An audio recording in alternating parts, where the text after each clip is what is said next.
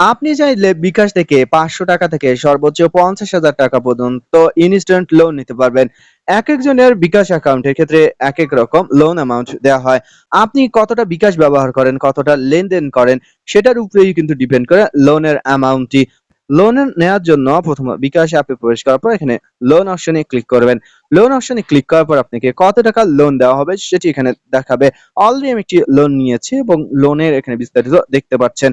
Loan নেওয়ার পরে যদি আপনি সঠিকভাবে কিস্তি দেন, ১ টি বা ২ টি কিস্তি দেওয়ার পর পরবর্তীতে আবারও আপনার লোন লিমিট বাড়িয়ে দেওয়া হবে এবং আবারও আপনি লোন নিতে পারবেন।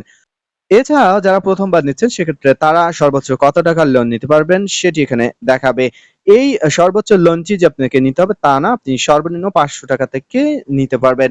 যদি আপনার এখানে কোনো লিমিট না দেখায় সেক্ষেত্রে অপেক্ষা করবেন, বিকাশে বেশি, বেশি লেনদেন করবেন সেক্ষেত্রে আপনি পরবর্তীতে লোনটি পেয়ে যাবেন। সবার ক্ষেত্রে এই লোনটি প্রযোজ্য নয়। লোন নেওয়ার জন্য লোন নিন অপশনে ক্লিক করবেন। এরপর এখানে ৩ মাস থাকবে। যদি ৬ মাস অপশন থেকে থাকে বেশি অ্যামাউন্টের ক্ষেত্রে সেক্ষেত্রে ৬ মাস সিলেক্ট করতে পারেন। এরপর আপনি কত টাকা লোন নিতে যাচ্ছেন সেটি এখানে লিখুন। আমি ৳২,০০০ নিতে যাচ্ছি, সো এখানে ২,০০০ লিখবো। এরপর অ্যামাউন্টটি লেখার পর এগিয়ে যান অপশনে ক্লিক করবেন। কত তারিখে টাকা কাটবে সেটি এখানে দেখতে পারবেন। কত টাকা অ্যামাউন্ট কাটবে সেটিও এখানে দেখতে পারবেন।